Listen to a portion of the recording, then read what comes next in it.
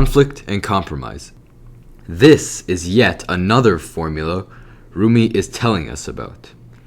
In life, on many occasions, whether we want it or not, we are enslaved by two issues, by conflict and by compromise. Conflict and compromise are with us. You may have conflict with your spouse, with a friend you live with your parents, or someone else. But instead of resolving the conflict, you resort to compromise. Be conscious of it, that when you compromise, it creates a cloud of ambiguity inside of you. In the following verses, Rumi tells us in several places not to do just that. The very first thing that you should not compromise with conflict is life itself, meaning that I have numerous conflicts with the God that is created by thought, the God that is created by authority, the God that is created by religion.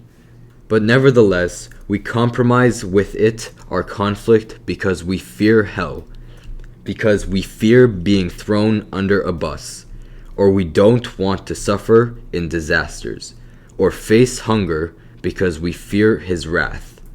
Look around us. There is no need to give you more examples. Don't accept anything until the cloud of ambiguity is erased.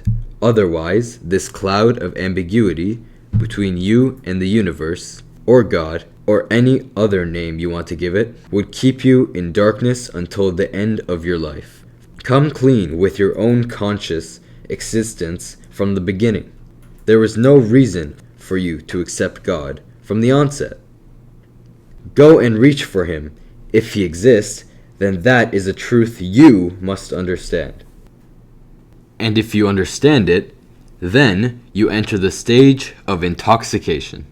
In the state of intoxication, the clouds of ambiguity are erased, personal complexes are removed, and there are no more conflicts and compromises. Another example of conflict and compromise is, "Oh God, I can't accept all they say you did or said, but since you are the all-knowing and almighty, etc., etc., then of course you know better."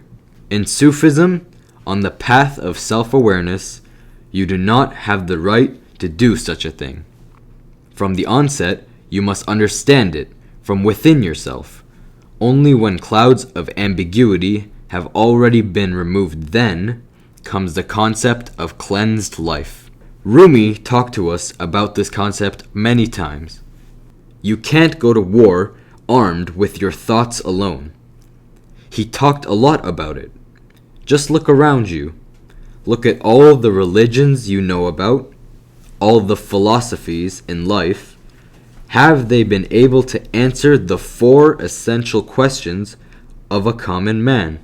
I am not talking about the questions of elites, but common men. These are all about the conflict of thoughts. When you cut off the root of the conflict, then cleansed life would appear.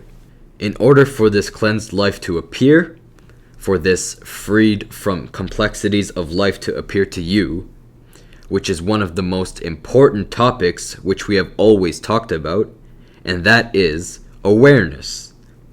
Be aware of your own self, and don't observe life from behind the filter of memory.